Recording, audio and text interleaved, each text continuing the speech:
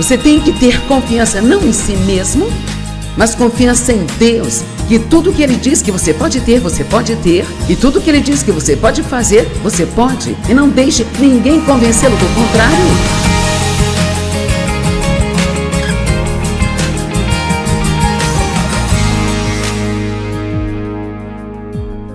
O que você pensa de si mesmo? Todos temos um relacionamento com o nosso eu. Sabia disso? Se você não tem um bom relacionamento consigo mesmo, você não terá um bom relacionamento com outras pessoas. Realmente muito simples. Você não pode dar a alguém aquilo que não tem. E assim, eu tentei por anos amar as pessoas, porque eu ouvia na igreja que nós temos que amar uns aos outros, e então eu realmente tinha dificuldade de fazer isso. Até que Deus me revelou que eu nunca poderia amar outras pessoas até que aprendesse a amar a mim mesma.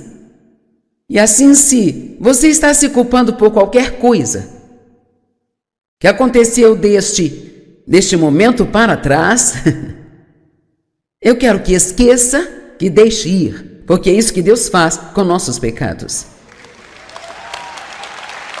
Você não ajuda a si mesmo, você não está mudando nada por estar bravo consigo por causa dos seus erros do passado. Se você pedir a Deus, Ele usará os seus erros de alguma forma em sua vida. Ele os fará cooperar para o seu bem. Eu creio nisso com todo o meu coração.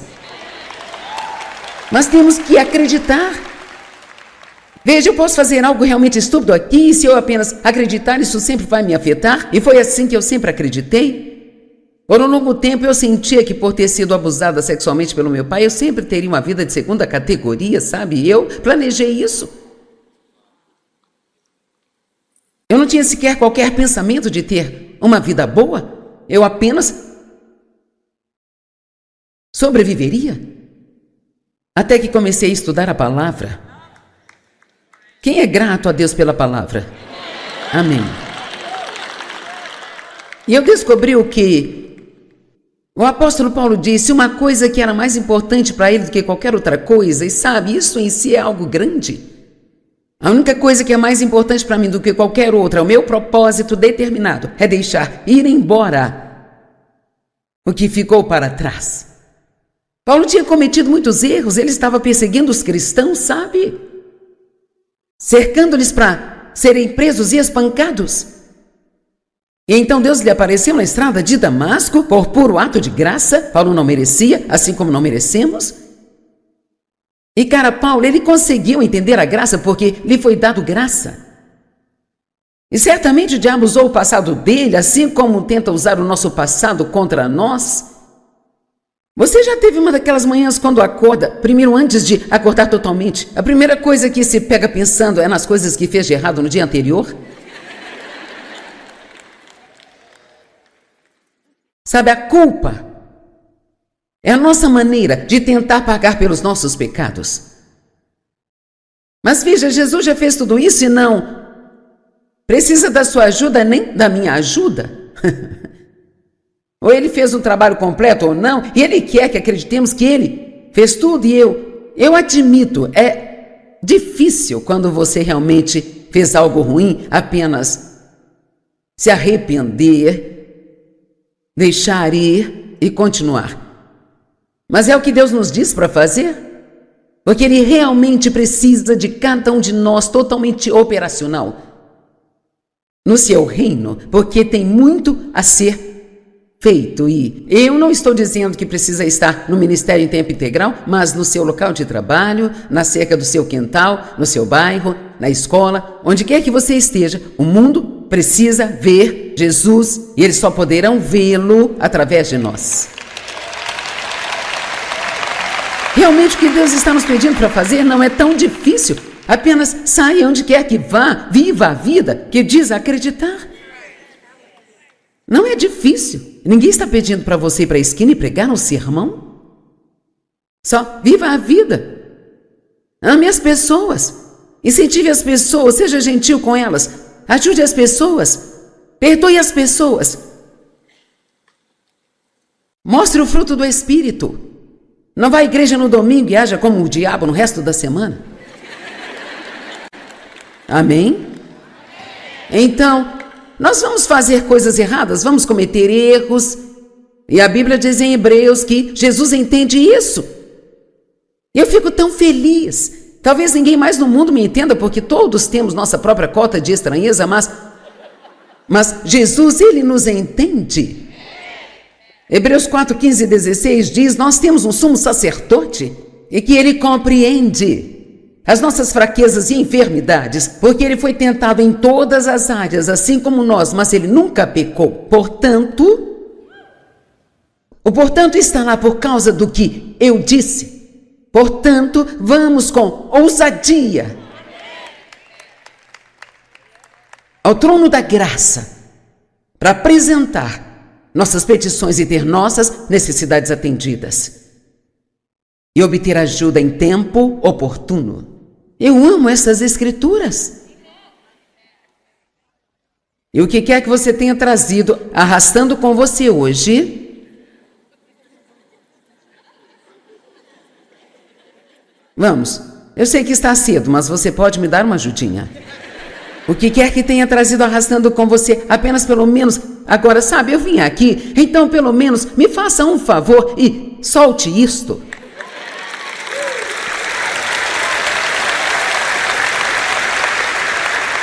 Quantos de vocês acreditam? Você acredita que Deus é grande o suficiente para pegar os seus erros e usá-los? Definitivamente Ele é. Números capítulo 13, do 1 ao 3. O Senhor disse a Moisés que enviassem homens para explorar e investigar a terra de Canaã, a qual eles chamavam de a terra prometida. Deus havia dito a eles que lhes daria esta terra que fluía leite, mel e todas as coisas boas que você pudesse imaginar.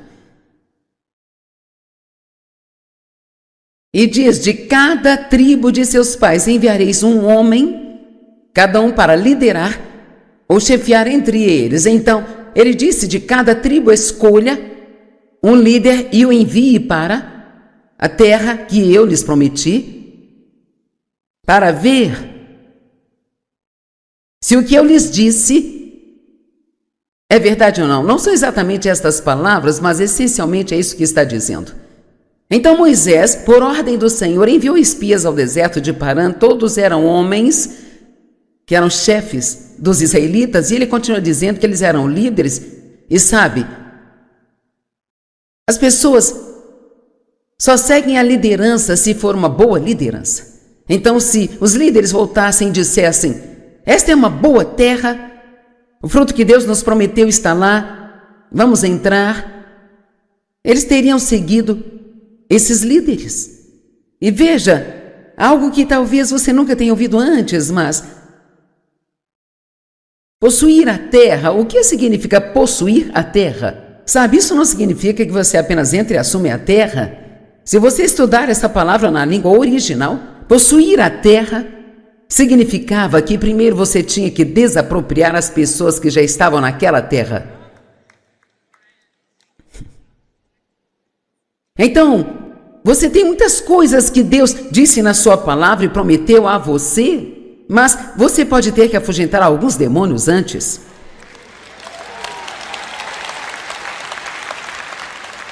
Você pode ter que deixar Deus expor algumas mentiras. Me pergunto, quantas mentiras alguns de vocês acreditam? Não sei de nenhuma mentira que ainda acredito, mas aposto que ainda tem algumas. Com certeza. Então, primeiro você tem que lidar com os inimigos que estão apropriando do que pertence a você. Vamos lá. Comprado com sangue. Nós somos coerdeiros com Cristo. O que Ele merecia herdou de Deus, nós recebemos. Mas tem algo que aprendi só recentemente, cara, eu gosto disso. A Bíblia diz que somos adotados por Deus, adotados, e que somos coerdeiros com Cristo. E sob a lei romana, Se um pai quisesse deserdar um filho natural, ele realmente poderia. Mas se ele tivesse um filho adotivo, ele não poderia, por nenhuma razão, deserdá-lo.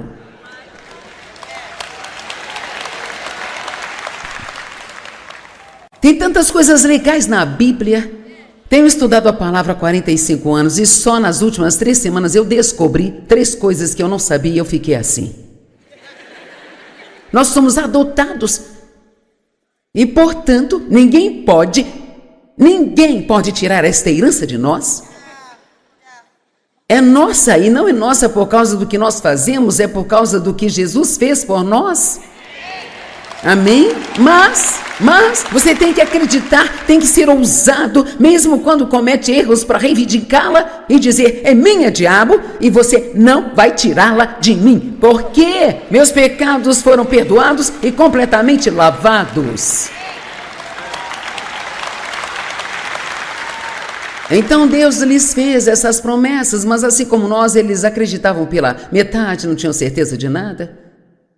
E Deus disse: vamos escolher um líder de cada tribo e enviá-los para espionar a terra, para ver se o que eu lhes disse é verdade ou não. Então, nos versículos 23 a 33, em Números 13, diz: e eles vieram ao vale de Escol, e eles cortaram de lá um ramo com um único cacho de uvas. Sabe, quando você vai ao supermercado e compra um cacho de uvas? Colocaram uvas no meu quarto de hotel, elas eram... Sabe, só um bocadinho, eram mais ou menos uns 3 cachinhos de uvas e eu peguei e segurei na palma da minha mão. E este único cacho de uvas, eles tiveram que colocá-lo em uma vara e precisaram de 2 homens para carregá-lo, e era assim o fruto da terra que Deus lhes havia prometido. Eu acho que muitos de nós estamos carregando alguns poucos cachinhos. Vamos lá. Quando precisamos ter algumas pessoas para nos ajudar a carregar os cachos que Deus quer nos dar, há muito mais que Deus quer fazer por nós e através de nós do que podemos imaginar, mas você tem que acreditar, que seja para você assim como você acredita. E após 45 anos ainda estou aprendendo isso. Eu ainda estou adquirindo mais e mais fé. Minha fé está ficando cada vez mais forte, porque quanto mais vemos Deus fazer, mais fácil é acreditar que Ele fará outras coisas por você. É por isso que a palavra diz que nós devemos nos lembrar de todas as coisas que Deus fez por nós no passado. Então eles entraram e espionaram a terra. Este deve ser um bom lugar, nós temos este grande cacho de uvas. Mas então havia inimigos lá. E essa é a parte que não gostamos. Ficaríamos felizes em entrar e pegar as uvas, mas não queremos lidar com os inimigos. No verso 25 diz: e eles voltaram de espionar a terra depois de 40 dias. Eles ficaram lá 40 dias. Eles vieram a Moisés e Arão e a toda a congregação israelita no deserto de Parã, em Cádiz, e trouxeram-lhes a palavra e mostraram-lhes o fruto da terra. E eles disseram a Moisés: viemos da terra para a qual nos enviastes, e certamente, sim, dela flui leite e mel. Aqui está o seu fruto, e sim, é uma boa terra. Mas, é um mas que nos coloca em apuros. Amém? Mas, então tudo está ótimo. Sim, é como você nos disse, mas as pessoas que lá habitam, elas são fortes, e as cidades são fortificadas e são muito grandes, e nós vimos os filhos de Anak, que eram gigantes. Sabe, sempre tem gigantes na terra, sempre há algo que parece ser maior do que nós somos, e pode ser até maior do que nós, mas não é maior do que o nosso Deus. Amém? Maior é aquele que está em mim do que aquele que está no mundo. Mas então eles são grandes e corajosos. E Amaleque habita no sul do Neguebe, os hititas, os jebuseus e os amorreus habitam nas montanhas. E os cananeus habitam à beira-mar e ao longo do rio. Então Calebe acalmou o povo diante de Moisés e disse: subamos imediatamente e a possuamos. Às vezes pensamos demais nas coisas.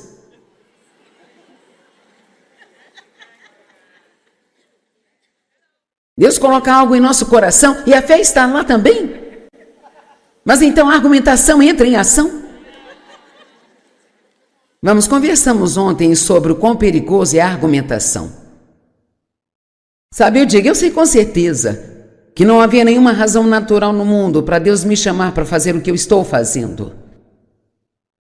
Sabe, eu nunca tive uma aula para falar em público. Ninguém nunca me mostrou como preparar um sermão. Ninguém me mostrou como escrever um livro. E acho que todo estudo que você puder obter é ótimo se for um bom estudo, uma boa educação, mas eu não tive essa oportunidade. Mas quando Deus unge você para fazer alguma coisa, vamos lá. Não falamos o bastante sobre a unção hoje em dia. Isto faz toda a diferença do mundo. Se você é ungido para fazer alguma coisa, alguém que não é ungido para isso pode ficar de pé ao meu lado e repetir palavra por palavra do que eu estou dizendo e não entrar aí no seu coração. Então realmente não é a pessoa que faz a diferença, é a unção que faz a diferença. E Deus, Ele pode ungir quem Ele quiser ungir. Ele usou um burro para falar com um profeta. Amém?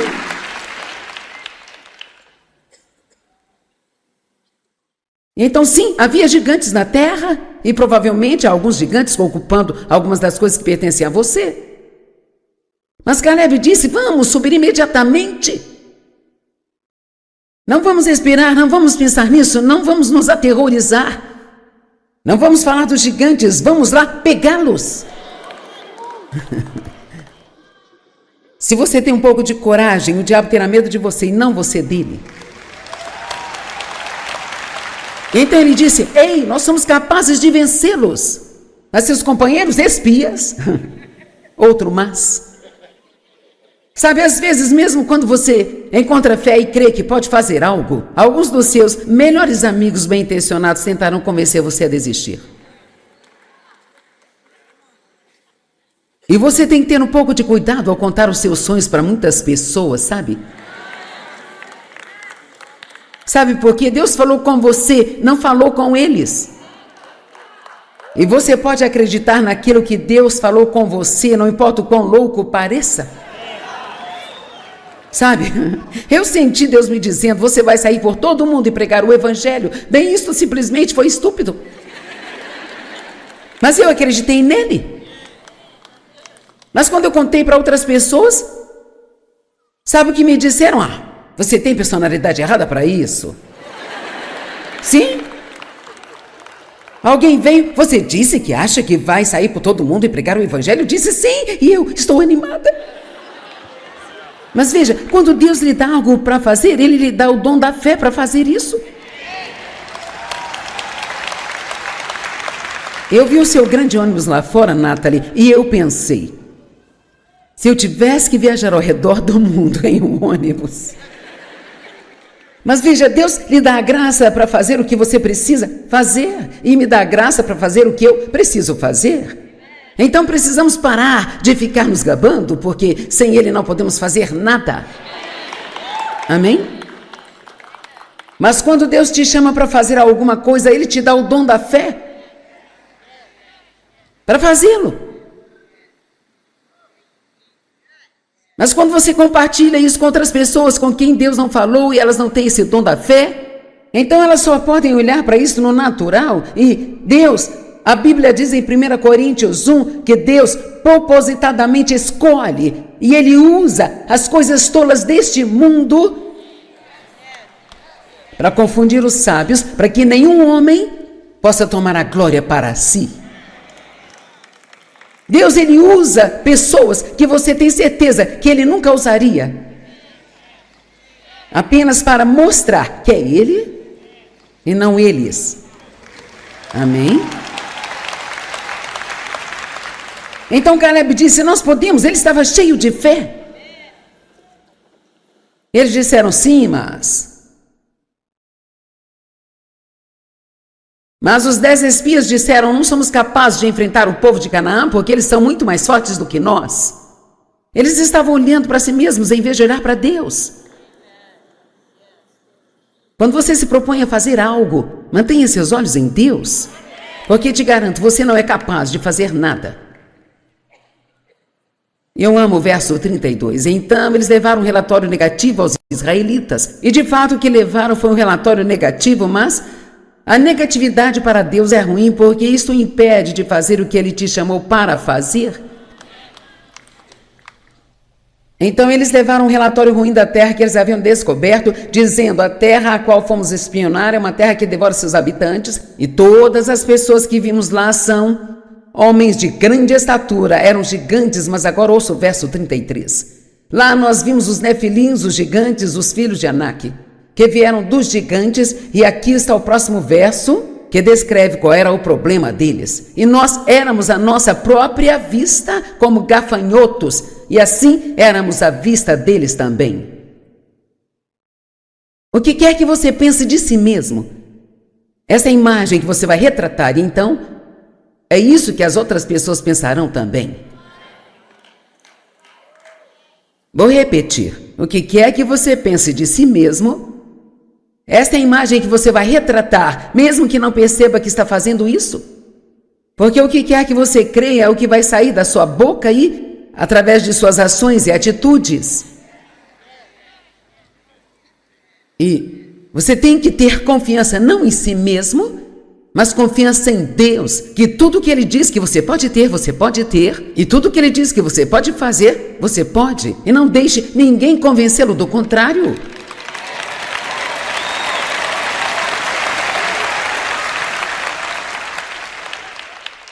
A sua autoimagem é como uma foto que você carrega dentro do seu coração. A maioria de vocês que têm filho, se eu dissesse: você tem uma foto de seu filho? Você pegaria seu telefone. A gente carregava foto em nossa carteira, agora sacamos o telefone. Oh, você tem que ver, olha. Você se emociona ao mostrar suas fotos. Sabe, a esposa do Mike Penny, uma de suas filhas desenha jaquetas, e eu hoje perguntei para ela: a Leia já te enviou alguma foto do que ela desenhou? Ah, sim, viu sim. Ela mandou de vestidos também, você quer dar uma olhada? Bem, veja, nós carregamos uma imagem de nós mesmos também, dentro do coração. Qual é a sua foto de você mesmo?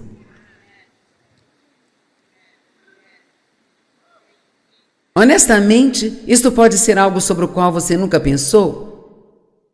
Mas estou pedindo que pense nisso hoje, porque se a imagem que você tem de si mesmo não é bela em Cristo,